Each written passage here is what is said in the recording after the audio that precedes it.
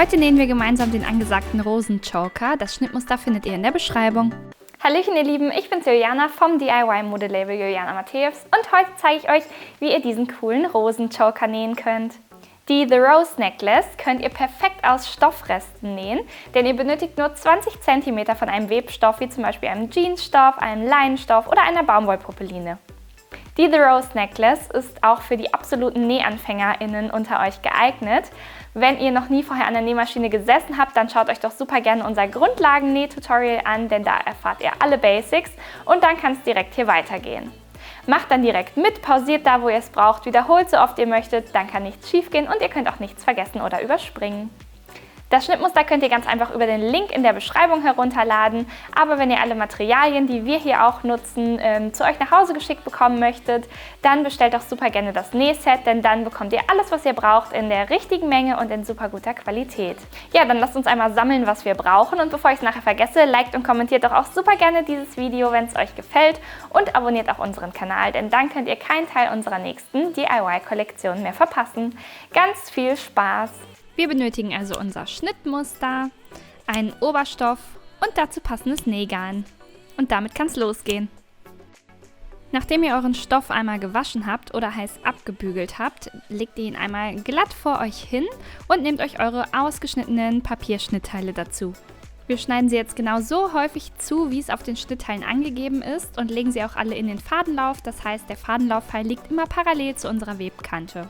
Wenn ihr einen Stoffrest nutzt, dann müsst ihr die Schnittteile, die im Bruch zugeschnitten werden, auch nicht unbedingt im Bruch zuschneiden. Ihr könnt sie auch zweifach zuschneiden und einfach an der Stelle, wo der Bruch angegeben ist, noch einen Zentimeter Nahtzugabe hinzufügen.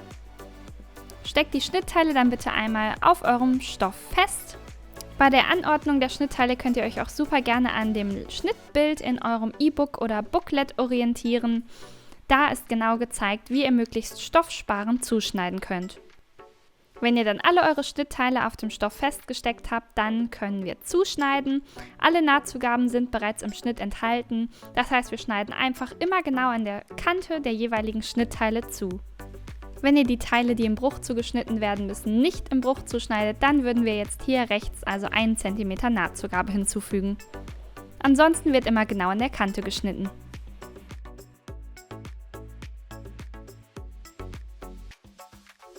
Vergewissert euch dann bitte, dass ihr alle Teile genau so häufig zugeschnitten habt, wie ihr sie braucht. Dann markieren wir einmal alle Knipse, das sind diese kleinen Querzeichen und da schneiden wir mit unserer Schere nur wirklich eine ganz feine Scherenspitze lang ein, also es dürfen nicht mehr als 3 mm sein, ihr erkennt es, das ist nur ein ganz kleiner Schnitt. Bitte sucht jetzt alle Knipse und markiert sie euch mit der Schere. Dann benötigen wir einmal unsere beiden Kreise, die legen wir rechts auf rechts aufeinander und stecken sie uns einmal zusammen.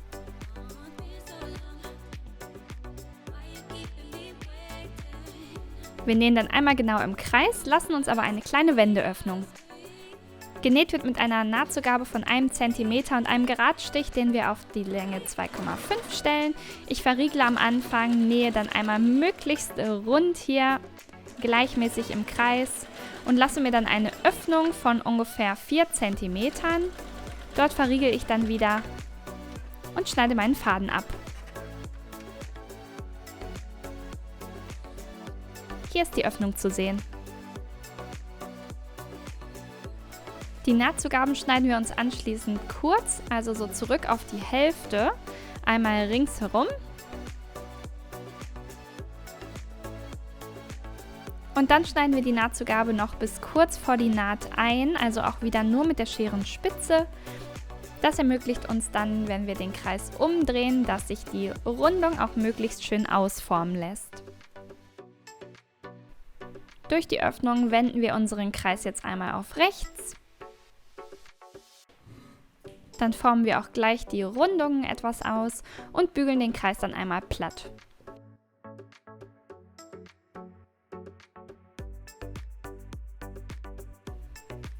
Dann müssen wir hier noch die offenen Kanten einmal nach innen stülpen.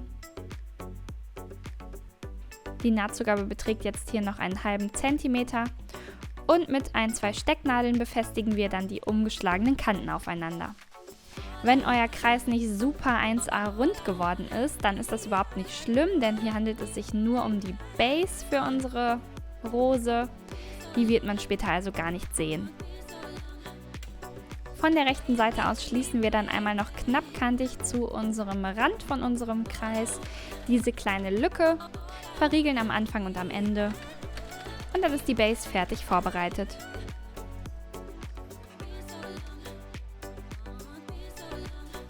Dann können wir unseren Streifen für das Band nehmen und ihn einmal in der Mitte rechts auf rechts entlang der langen Seite falten. Die beiden Kanten legen wir dann genau aufeinander und stecken dann die komplette Strecke einmal zusammen.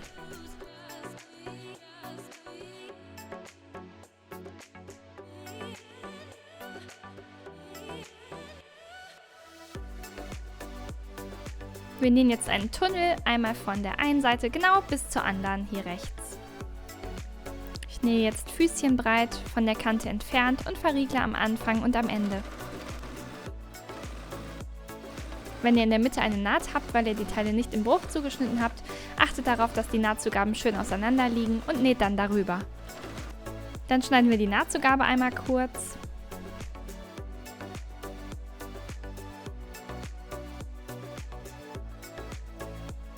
Nehmen uns dann eine Sicherheitsnadel dazu und öffnen diese. Wir fädeln dann eine Lage von unserem Tunnel ein und schließen die Sicherheitsnadel wieder und stecken dann diese Sicherheitsnadel in den Tunnel und stülpen unseren Streifen einmal komplett um.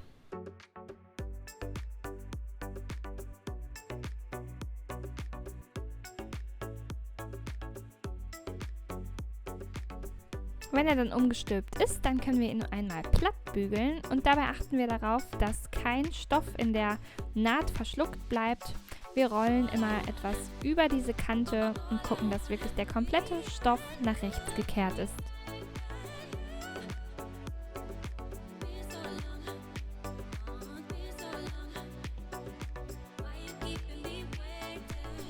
Dann wollen wir noch die offenen Enden schön machen. Dafür stülpen wir immer die offene Kante nach links in den Tunnel um jeweils 1 cm. Guckt dann auch, dass das Ende hier möglichst rechtwinklig ist. Und dann nehmen wir uns das Ganze einmal mit an die Nähmaschine und nähen hier und an der anderen Seite des Bandes einmal gerade rüber. Wir verriegeln am Anfang und am Ende und nähen jetzt möglichst knappkantig hier rechts von der umgeschlagenen Kante entfernt.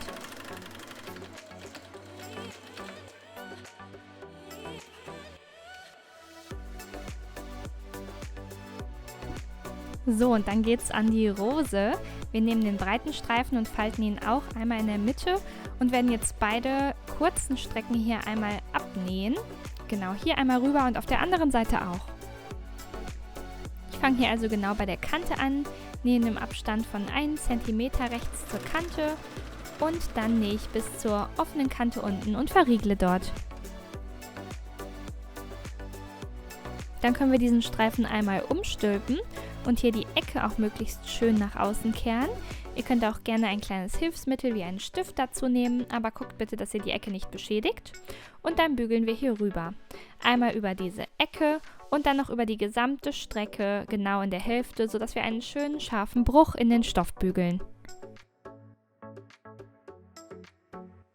Die offene Stoffkante, die dort jetzt aufeinander liegt, die können wir jetzt versäubern. Ich mache das hier einfach mit einem Zickzackstich und versäubere beide Lagen miteinander auf einmal. Wenn ihr eine Overlockmaschine habt, dann könnt ihr die aber super gerne auch für diese Naht nutzen, denn dann wird es natürlich noch ein bisschen ordentlicher. In jedem Fall solltet ihr diese offene Kante aber jetzt irgendwie sichern. Dann fädeln wir jetzt eine Handnähnadel ein. Dafür habe ich mir ungefähr eine Armlänge von meinem Nähgarn abgeschnitten und fädel jetzt das eine Ende durch das Öhr der Nadel. Ich nehme den Faden dann einfach und werde in das lange Fadenende einen Knoten machen. Und hinter dem Knoten schneide ich dann meinen Faden ab. Dann kommt jetzt eine ganz spaßige Handnähnaht. Ich steche immer von oben nach unten und dann wieder von unten nach oben, abwechselnd so alle 0,5 cm in meinen Stoff ein und ziehe da meinen Faden einmal durch. Ihr seht, wenn ich jetzt an dem Faden ziehen würde, dann würde sich der Stoff auch schon zusammenraffen und das ist das, was wir später brauchen. Für jetzt könnt ihr den Faden aber erstmal noch glatt lassen und einfach an dieser ganzen Strecke runter und wieder hochnähen, immer abwechselnd, so wie ich es hier gerade vormache, bis ihr ganz links dann angekommen seid.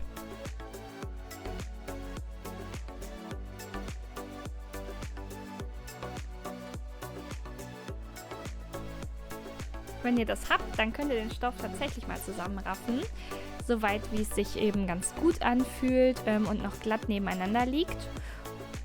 Dann rutscht ihr einmal ganz runter, bis der Stoff euch sagt, stopp, weiter geht's eben mit dem Raffen nicht. Und dann wollen wir den Faden einmal vernähen. Und dafür steche ich jetzt einfach hier an der Seite einmal meinen Stoff ein und ziehe dann immer meine Nadelspitze durch die Schlaufe, die da entsteht.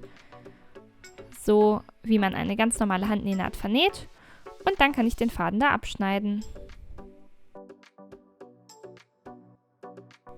Dann brauchen wir jetzt erst einmal unsere Base und unsere vorbereitete Rose. Und wie ihr es auf dem Schnittteil schon seht, werden wir jetzt diese Lagen auf der Base befestigen, wie in einer kleinen Spirale. Ich lege mir jetzt einfach das eine Ende auf meine Base und lege es kreisförmig immer wieder darauf und wickel es übereinander und dabei nähe ich immer mit einem Handnähstich immer von oben nach unten und dann wieder von unten nach oben durch alle Lagen, also durch die Lagen von der Rose und von der Base und nehme mir dann hier recht Freestyle-mäßig meine Rose so drauf, wie es mir gefällt. Ich mache jetzt also erstmal eine Runde komplett, wie ihr seht. Gucke immer, dass mein Faden sich nicht irgendwo verhakt. Wenn eine Runde komplett ist, dann mache ich die nächste Lage. Nähe dann immer hier in der Mitte einfach alle Lagen aufeinander. Gucke auch, dass das schön fest sitzt, denn das soll natürlich gut halten. Gehe dann wieder mit einer Lage darüber. Immer bis ganz auf die untere Seite.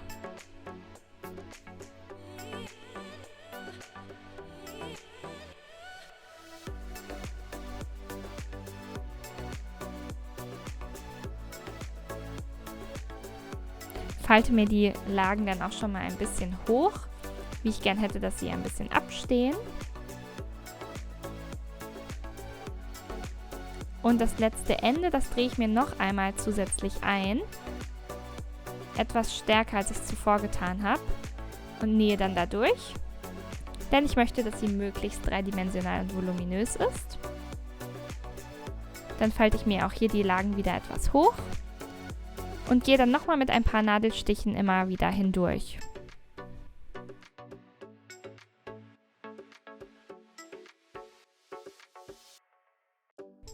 Wenn ich es schon mal gut befestigt habe, dann gucke ich auch, dass ich meine offene Kante, die ja mit einer Versäuberungsnaht entstanden ist, gut verstecke.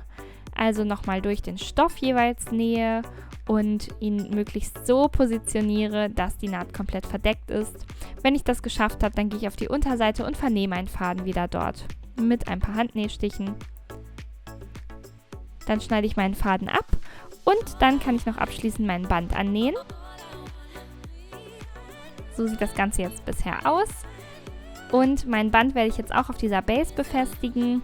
Ich positioniere jetzt genau die Mitte meines Bandes auf dieser Base.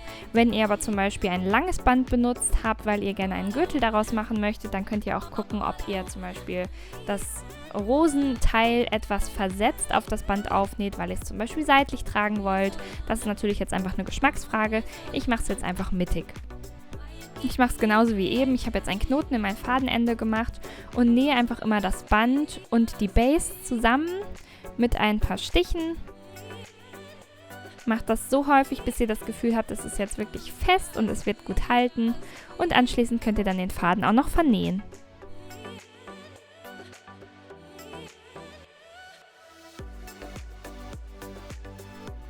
Nach dem Vernähen könnt ihr den Faden dann auch abschneiden. Wenn ihr möchtet und das DIY-Set bestellt habt, dann könnt ihr auch jetzt gerne noch euer goldenes Logo-Plättchen annähen.